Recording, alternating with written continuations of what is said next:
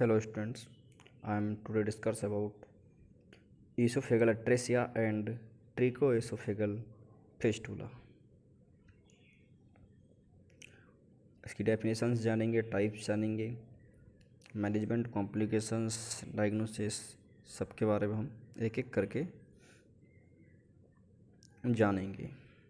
सबसे पहले हम जानते हैं कि अट्रेसिया का मतलब क्या होता है। सबसे पहले हम जानते हैं कि अट्रेसिया का मतलब क्या होता है। नेक्स्ट हम देखेंगे फिस्टुला का मतलब क्या होता है।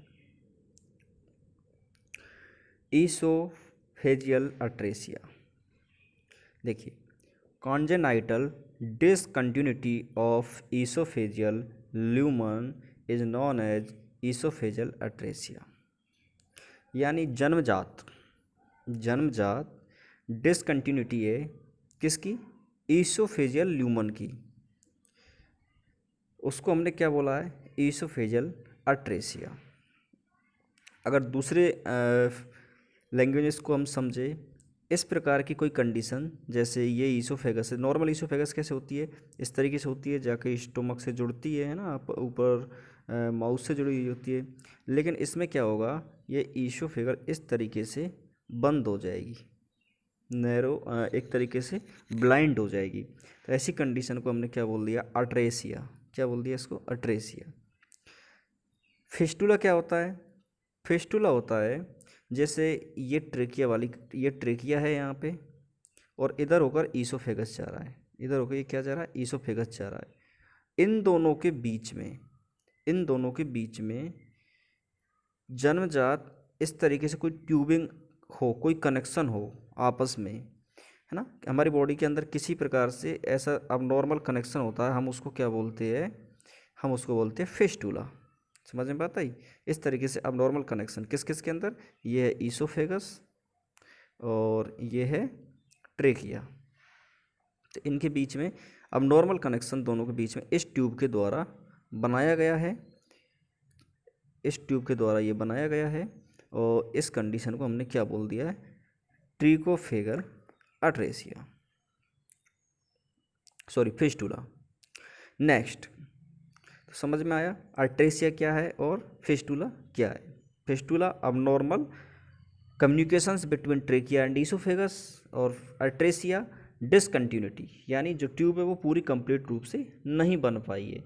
एक बार फिर से मैं आपको बता देता हूँ, इस तरीके से ट्यूब बन गई है। नॉर्मली इसको कैसे बनना चाहिए था? इस तरीके से, ठीक है ना। तो इसको हमने क्या बोल दिया? अट्रेसिया। यहाँ पर कंडीशंस दिखाई गई है। नॉर्मल एनाटॉमी इस तरीके की होती है। इस फिगर में आप देखोगे, इसमें ये जो ट्रेकिया अलग है और फिस्टुला अलग, वो जो ईसोफेगस है वो अलग है। यहाँ पर आप देखोगे अट्रेसिया ओनली हुआ है। क्या हुआ? ओनली अट्रेसिया हुआ है, यानी देखिए ट्रेकिया इंटैक्ट है पूरा, पीछे होके जो ईसोफेगस जा रही है, ये देखिए इन दोनों के बीच में स्पेस है, लगभग 2.5 सेंटीमीटर के आसपास का स्पेस ये नॉर्मली बनता है। तो इस कंडीशन को अट्रेसिया बोल दिया। फिस्टुला किसको बोलेंगे? यहाँ पर आप इसको देखोगे, इसमें देखिए ये अब नॉर्मल कम्युनिकेशन बन गया है ईसोफेगस और ट्रेकिया के दोनों के बीच में। इसको हमने क्या बोला है? फिस्टुला बोला है हमने, ठीक है। ये अट्रेसिया प्लस फिस्टुला, अट्रेसिया प्लस फिस्टुला ऐसी कंडीशन जिसमें अट्रेसिया भी हो। अट्रेसिया कैसे है इसमें? ये पीछे जो ईसोफेगस जा रहा है, पीछे से कौन जा रहा है? ईसोफेगस जो जा रहा है, ये ईसोफेगस जो जा रहा है ये आपस में कनेक्टेड नहीं है। तो पहली बात तो ये ब्लाइंड है, अट्रेसिया हो गया। और फिस्टुला क्यों हो गया? क्योंकि देखिए ये जो इधर की साइड में जो ट्रेकिया है, इस जगह पर देखिए यहाँ पर ये ईसोफेगस से जुड़ा हुआ है। किससे जुड़ा हुआ है? ईसोफेगस से जुड़ा हुआ है। तो इसलिए इस कंडीशन को हमने क्या बोल दिया? अट्रेसिया प्लस फिस्टुला। इसके टाइप है, अलग अलग प्रकार के टाइप होते हैं, टाइप ABCDEF, ठीक है। इसमें क्या होता है? टाइप सबसे ज़्यादा होने वाला टाइप है oesophageal atresia with distal TEF, tracheo oesophageal fistula. ये 85% केसेज में ये देखने को मिलता है। बाकी सब टाइप ए में ईसोफेजियल अट्रेसिया विदाउट फिस्टुला होता है ना। टाइप बी में ईसोफेजियल अट्रेसिया प्रॉक्सिमल ट्रेकियोइसिफिकल फेस्टुला दर्द होता है। अच्छा, ये आपको टफ लगेगा, इसको आप देखोगे कि ये समझ नहीं आएगा, लेकिन इसको पूरा आप लिखना। लिखने के बाद में आपको फिगर पे जाना है, लिखने के बाद में आपको कहाँ जाना है, इस फिगर पे जाना है। यहाँ पर type A, type B, type C, type D, type E के बारे में सबको समझा रखा है। ठीक है, अट्रेसिया फिस्टुला आपको समझ में आ ही रहा है। देखिए ये वाली कंडीशन है, ये ऐसे कनेक्टेड नहीं है तो ये अट्रेसिया है। ठीक है, और ये फिस्टुला है, ये इस तरीके से कनेक्टेड है तो ये फिस्टुला है।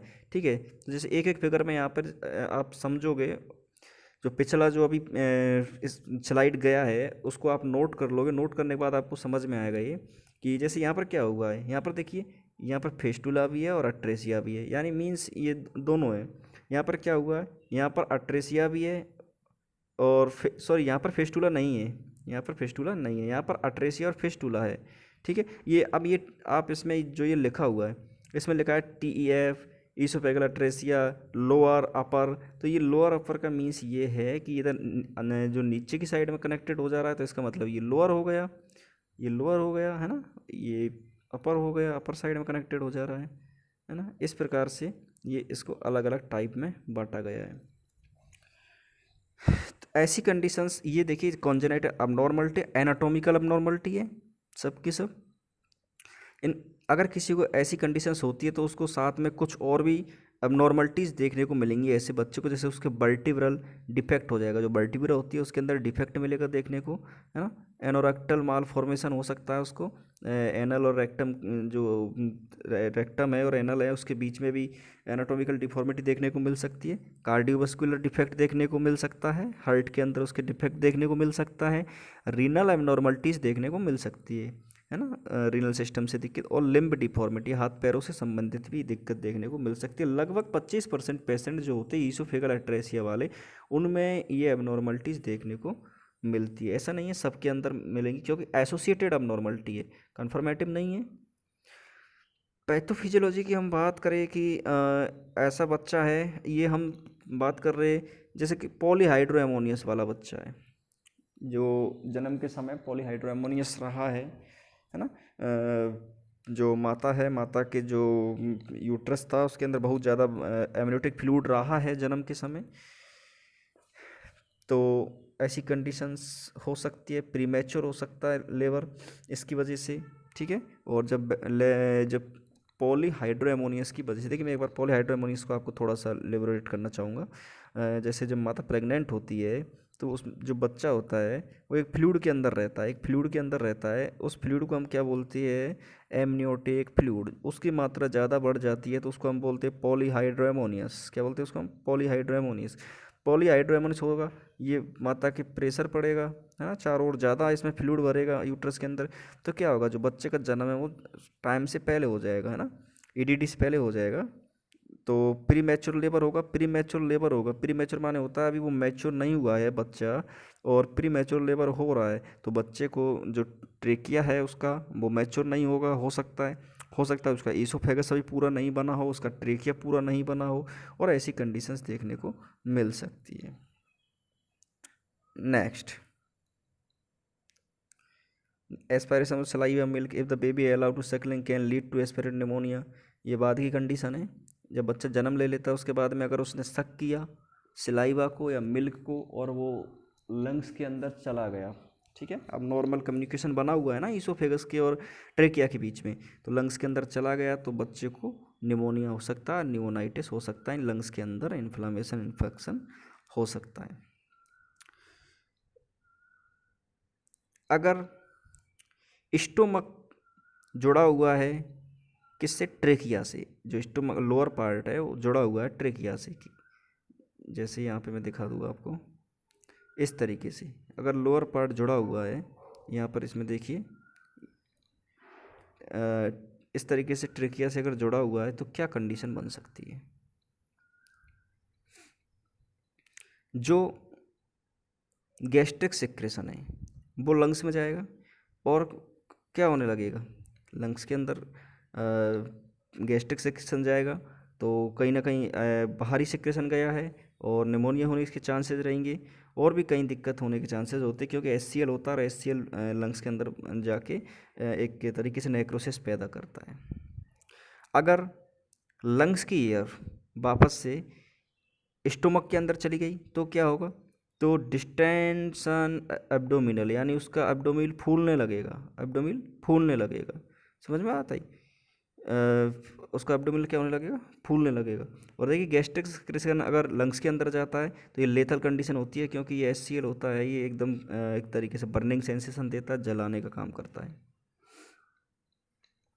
डायग्नोसिस की अगर हम बात कर लेते हैं कि जब बच्चा अभी पैदा नहीं हुआ है उससे पहले हम क्या डायग्नोसिस करेंगे, तो उससे पहले पॉलीहाइड्रोएमोनियस के लिए हम ना अल्ट्रासोनोग्राफी कराते हैं माता की, और देखती है कि बच्चे का जो एनाटॉमिकल स्ट्रक्चर है सही बना या नहीं बना, ईसोफेजियल स्पाउच सही बना या नहीं बना, ट्रेकिया सही बना या नहीं बनाया। तो ये तो जन्म से पहले का डायग्नोसिस हो गया। अगर अब बच्चे ने जब जन्म ले लिया तो हमें कैसे पता लगेगा कि इस बच्चे को ट्रेकियो ईसोफेगल फेस्टुला है या इसको ईसोफिगल ट्रेसिया है, हमको कैसे पता लगेगा? तो देखिए सबसे पहले तो ऐसा बच्चा जो प्रीमेच्योरिटी वाले बच्चे होते हैं उसको हमको ज़्यादा सेंसिटिव तरीके से देखना चाहिए, क्योंकि उनमें इसके ज़्यादा चांसेस होते हैं। इसके अलावा एक्सेसिव ड्रोलिंग यानी उस जो बच्चा है उसके मुंह से झाग वाला frothy frothy bubbles mucus in the mouth, यानी उसके माउथ से कैसे झाग आने लगेंगे?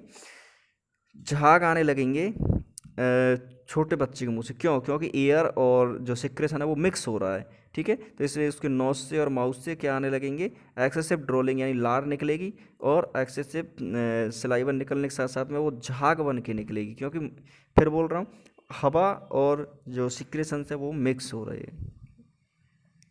Next, if a sign unnoticed the first feed is almost always accompanied by the coughing. हाँ, जब बच्चे को हम क्या करेंगे, जब उसको हम क्या करवाएंगे, फीडिंग करवाएंगे, तो वो खांसेगा, है ना, उसके गले में रुक जाएगा, चॉकिंग हो सकता है, साइनोसिस भी हो सकता है, क्योंकि उसको रेस्पिरेशन सही से नहीं जा पाएगा। जब एयर की जगह लंग्स में मिल के जाने लगेगा तो उसका रेस्पिरेशन कहीं ना कहीं ऑब्स्ट्रक्ट होगा और बच्चे को सांस लेने में तकलीफ होने लगेगी और बच्चे को साइनोसिस भी हो सकता है। इसके अलावा जो रेस्पिरेटरी डिस्ट्रेस वाली कंडीशन भी हो सकती है। रेस्पिरेटरी डिस्ट्रेस होने की वजह से ही क्या होता है? साइनोसिस होता है। डायग्नोसिस इसको हम करेंगे अगर छोटे बच्चे को, तो कैसे करेंगे? हम एक 10 गज फ्रेंच का कैथेटर लेंगे और उसको हम बच्चे के गम से 10 सेंटीमीटर अंदर डालेंगे, इसोफेगस साइड में 10 सेंटीमीटर हम माउथ के अंदर डालेंगे, ठीक है। स्मॉल कैथेटर नहीं लेना है, नीचे की लाइन में ये लिखा है स्मॉल कैथेटर नहीं लेना है। इस तरीके से हम एक कैथेटर लेंगे, जैसे इसमें ये 10 गज का कैथेटर लिया गया है, ठीक है। ये कैथेटर हमने इसमें ऐसे डाला है इसके माउथ में। डालने के बाद में ये रुक जाएगा, क्योंकि आगे क्या है? ब्लाइंड है, मतलब आगे अट्रेसिया है, नीचे नहीं जा सकता। तो इसलिए हमको ये कैथेटर से हम जांच करेंगे। अगर कैथेटर नीचे नहीं जा रहा है तो इसका मतलब कहीं ना कहीं उसका ईसोफेगस सही से कंप्लीट रूप से नहीं बना है, आगे जाके बंद है। ये छोटा वाला कैथेटर क्यों नहीं लेंगे? क्योंकि ये कैथेटर इस तरीके से घूम के वापस आ सकता है, इस तरीके से वापस आ सकता है, तो हम सही से एग्जामिनेशन नहीं कर पाएंगे। इन्वेस्टिगेशन में कहीं और इन्वेस्टिगेशन हम कौन कौन से करते? रेडियोग्राफी कर सकते, प्लेन है ना, ईसो फेगोग्राम कर सकते, एंडोस्कोपी कर सकते, renal ultrasonography, echocardiography, bronchoscopy, laboratory investigation, ये सारे इन्वेस्टिगेशन हम कर सकते हैं। जैसे प्लेन रेडियोग्राफी इस तरीके से हमने किया है।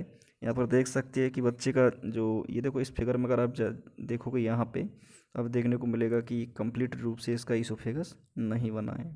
वो कैथेटर, इसमें जब हम कैथेटर डाल के इसका एक्सरे करेंगे तो इस तरीके से हमको दिखेगा।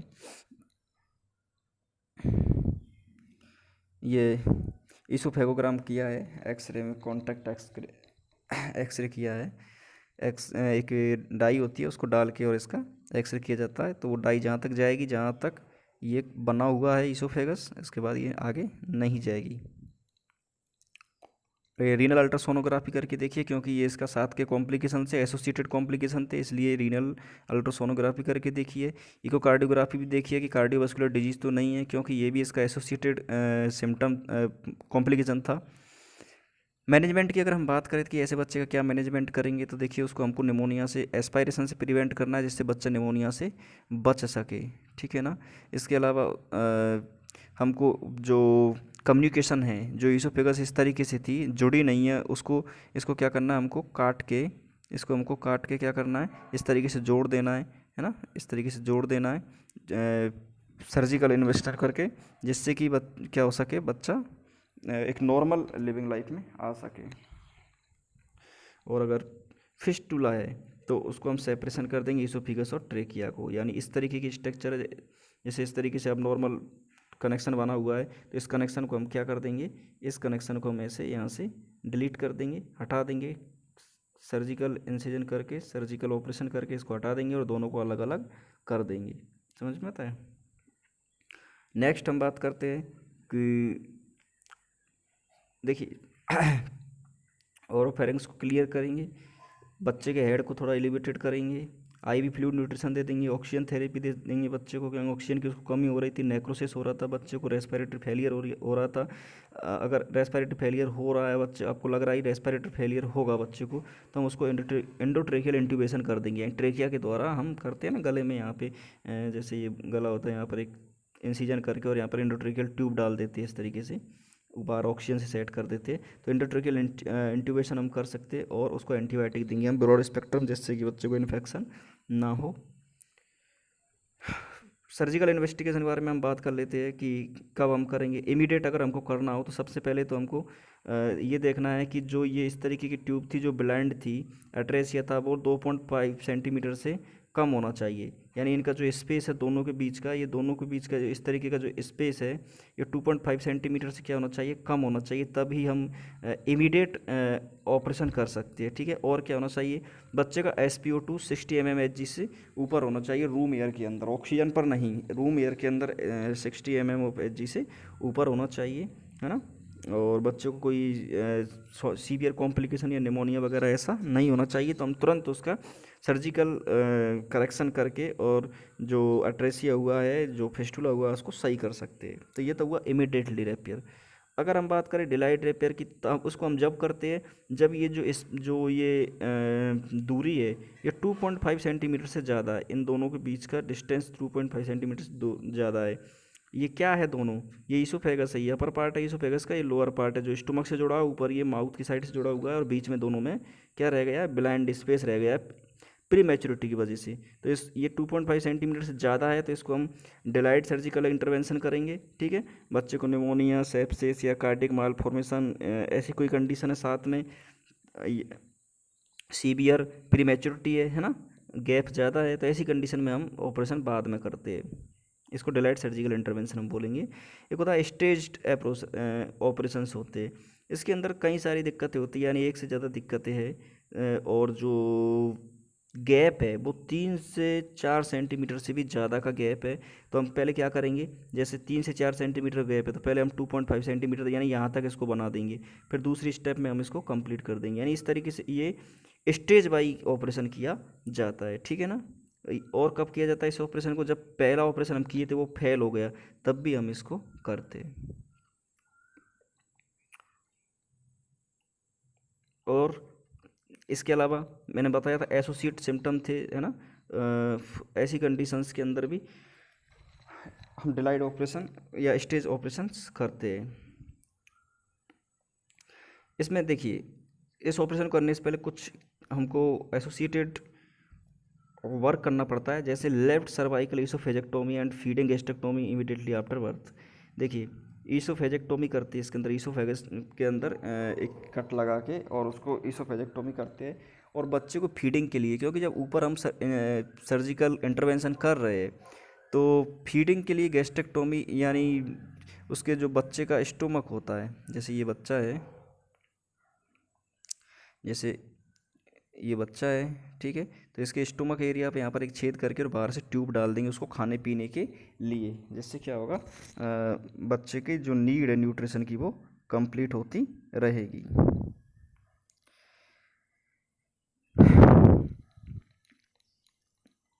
नेक्स्ट कॉम्प्लिकेशन क्या आ सकते हैं। देखिए, हम ऑपरेशन कर रहे हैं, हम कहीं ना कहीं ट्रेकिया पे काम कर रहे हैं, ईसोफेगस पे काम कर रहे हैं, तो न्यूमोथोरेक्स हो सकता है, थोरेक्स के अंदर एयर जा सकती है, न्यूमोथोरेक्स हो सकता है, एनास्टोमेटिक लीकेज हो सकता है ना।